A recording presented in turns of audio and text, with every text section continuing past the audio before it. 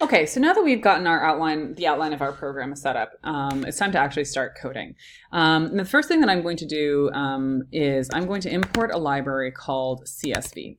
Now, the thing to understand here is basically that any computer that you use, the sort of standard version of Python is going to have certain functions that are available within it because they're very, very commonly used. And then if you want to do something that's quote unquote specialized or more specialized, then you're going to have to say, I need more information. And the way that I like to think of this is that, it's like, taking a book out of the library, right? So you don't need to, in fact, often these chunks of code, these collections of code that other people have built that are available are referred to as libraries.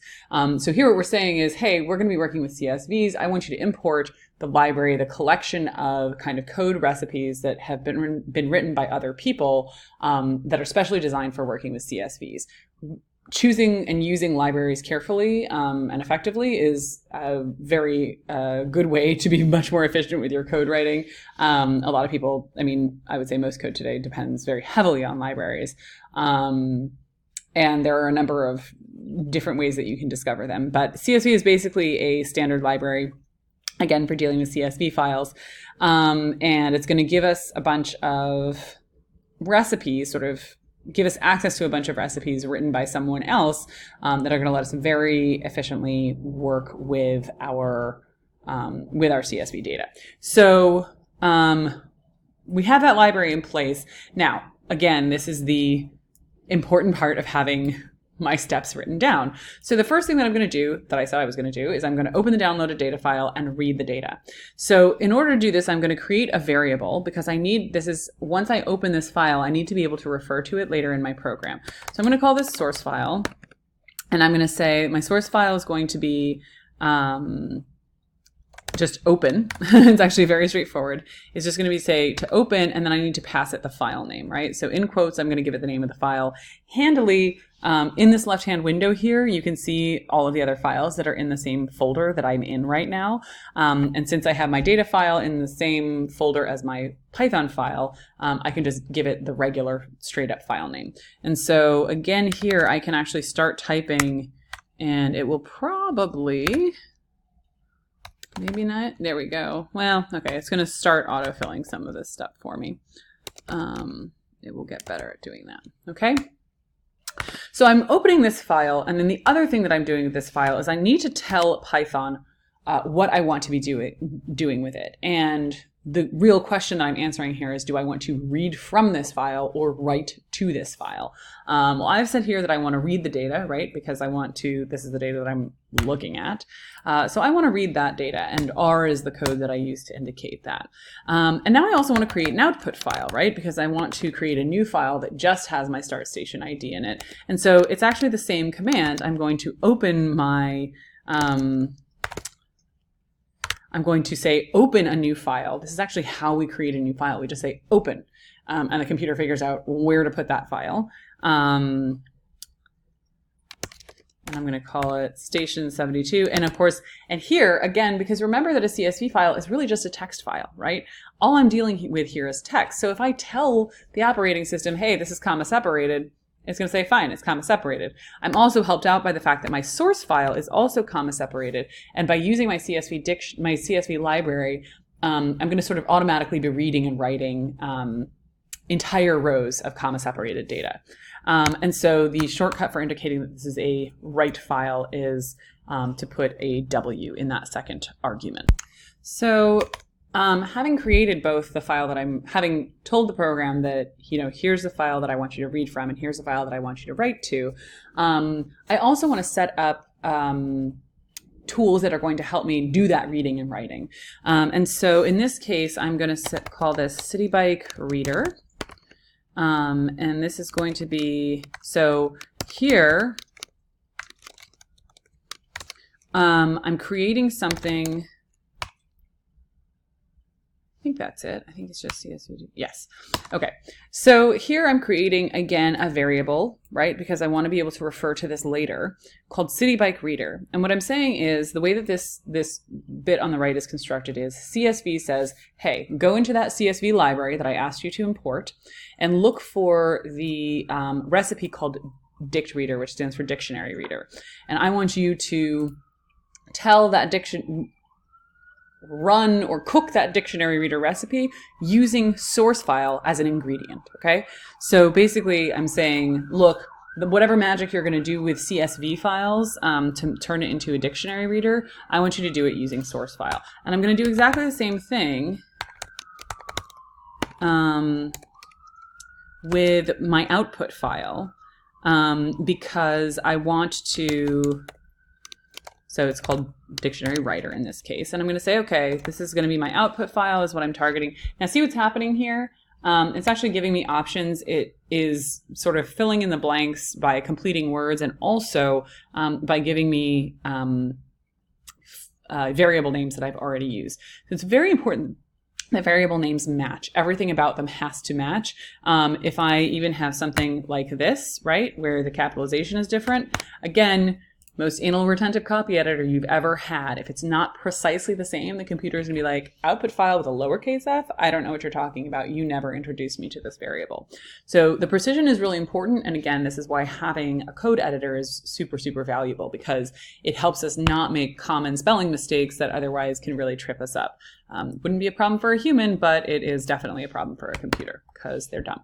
So, something about dictionary. So the question about, you might ask the question, where did dictionary reader and dictionary writer come from? So again, these come from this CSV library. And just like we saw with JSON documents, the names of the recipes, what the recipes require in order to, like the ingredients they require, is completely up to the person who wrote that library, right? Who wrote those recipes. And so as a result, they can say it needs 1 ingredient, it needs 3 ingredients, and they get to decide what type those ingredients need to be, and how many there are, et cetera. So how do we find out what ingredients are required or indeed even what recipes are in them? We read the documentation, and this is something we'll take a look at in class. But basically, if I just wanted to say CSV, yeah, I guess I was looking this method up before, right? So here is a link, and you can see this. The URL is docs.python.org, library CSV, right? And so here is where we can find, by reading the documentation, a description of all of the recipes that it contains, all of the ingredients that they require, and they're sort of described in various ways. So there's sort of the functional code definition here, and then there's an English language definition. There's a lot of great examples. So all of this is a great way to learn about what is possible with a particular library, and there are tons and tons of libraries out there. So as it happens, I know, because I've done this before, that one of the things that I have to pass to my dictionary writer is not just the place that I want, not just the name of the file that I want to do the writing to, but also essentially the so-called field names, right? So when they say field names here, that's what we would think of as column headers.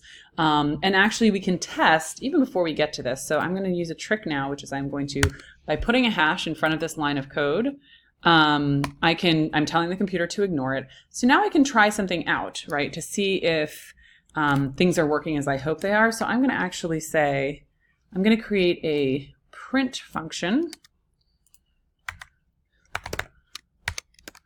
And I'm just asking the computer to print out what it thinks the field names are, right? So having read in my source file, my city by trip data file, what are the field names or headers, column headers that it believes are in there? So this is a great place to stop.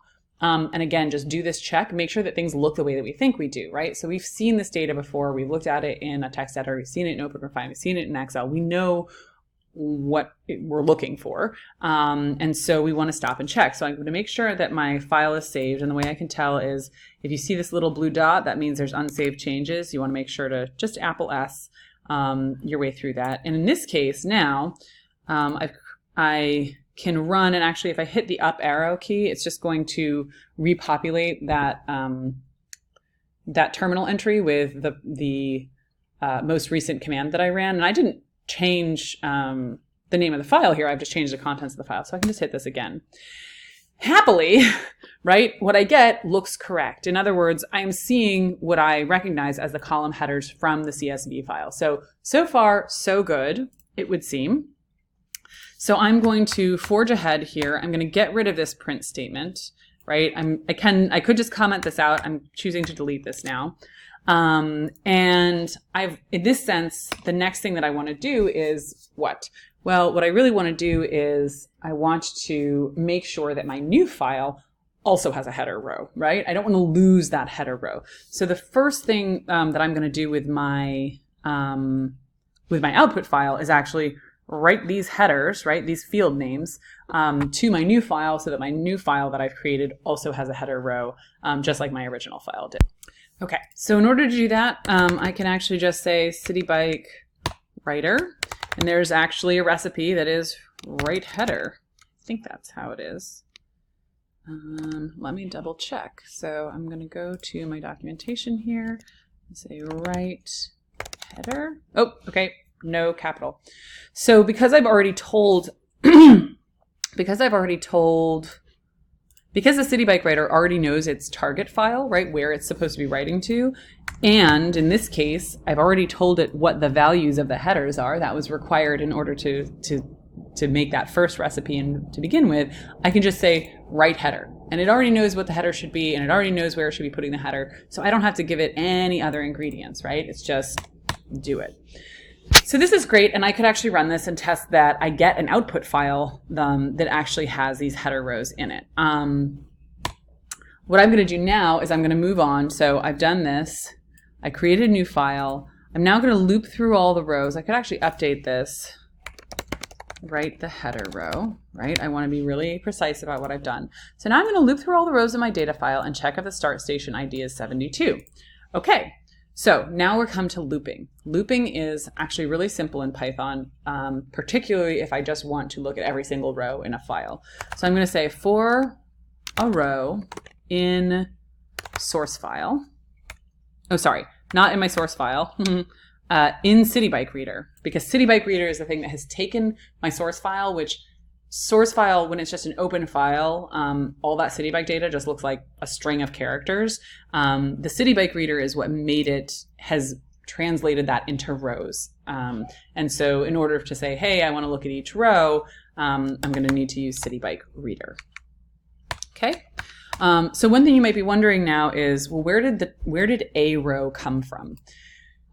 A row is just something that I made up. I could use anything else in here. I could put banana peel in here and it wouldn't matter. What matters is if you notice that the for and in turned this sort of purple color, that's because the for loop is a special construction. And in Python, what it knows is that whatever this is, whatever variable name you put here is going to act as a reference for whatever the current row is. So the first row, and then when it completes the loop, it will move on to the second row. And within the loop, right, which is sort of this indent, remember Python is white space dependent, it's going to, a row is just going to refer to the current row, whatever that is at a given moment until all the rows have been read and processed, and then it's going to go on, and then it's going to drop out of that loop and go on to the rest of the code. So what I want to say here is just say for a row in City Bike Reader, if a row and the value, if the value of start station ID equals 72, right? So if that's true, if I found my start station ID, then all I want to do is say City Bike Writer write row a row. Okay, so what I'm doing here is just saying, look, first go through the rows. For every row, what I want you to do is check and see if the start station ID is equal to 72. If it is, I want you to write that row, write the contents of a row to using City Bike Writer. And again, City Bike Writer already knows where I'm trying to write it. The last thing for me to do here is just to close my files. So I'm going to say source file close, output file close, And when we come back, we're going to test this and see how it went.